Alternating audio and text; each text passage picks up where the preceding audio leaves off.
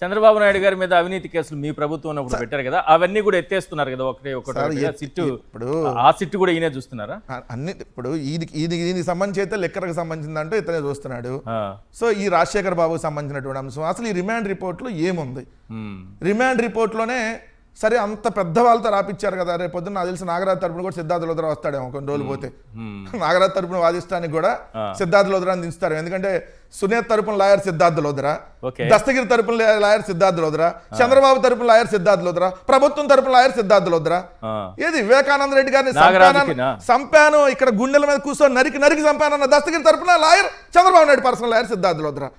నా తండ్రిని ఎవరు చంపారో తెలియట్లా, నేను వాళ్ళ మీద ఆరోపణలు చేస్తా, వీళ్ళ మీద ఆరోపణలు చేస్తా, దీన్ని అసలు ఎప్పటికీ జీవితంలో ఈ ఎంక్వైరీ పూర్తి కాకూడదు అనేటటువంటి గొప్ప కూతురు తరపున లాయర్ కూడా ఆయనే. మళ్ళీ ప్రభుత్వం తరపున లాయర్ అదే సిద్ధార్థ లోద్రా. చంద్రబాబుకి అత్యంత పర్సనల్ లాయరే ఆయన. మరి ఇప్పుడు రాజశేఖర్ బాబు మరి పిలిపిస్తారు ఆయన కూడా కొన్ని రోజులు పోతే, ఎందుకంటే ఇప్పుడైతే మళ్ళీ వివాదం జరిగింది కదా, చూడాలి మళ్ళీ భవిష్యత్తులో. రెండోది రిమాండ్ రిపోర్ట్ చూస్తే సార్ నాకు ఈ రిమాండ్ రిపోర్ట్లో వాళ్ళు ఇది లాకప్ డెత్, ఇది చంపేశారని తీర్మానం చేసి రిమాండ్ రిపోర్ట్లో పెట్టారు. చంపితే ఎప్పుడు చంపారు? 8వ తారీఖు చంపారా? మే 9 చంపారా? మే 20 చంపారా? మే 23 చంపారా? జూన్ 1 చంపారా? ఎప్పుడు చంపారు? Point number 1. ఎలా చంపారు? Point number 2. ఎవరెవరు కలిసి చంపారు? Point number 3. పాయింట్ నెంబర్ 4, ఏ మోటివ్తో చంపారు? పాయింట్ నెంబర్ 5, చంపినాక అసలు ఎవరు కన్ఫర్మ్ చేశారు? ఎక్కడికి తీసుకెళ్లారు? డెడ్ బాడీ ఎక్కడ? కాల్ చేస్తే ఎక్కడ కాల్చారు?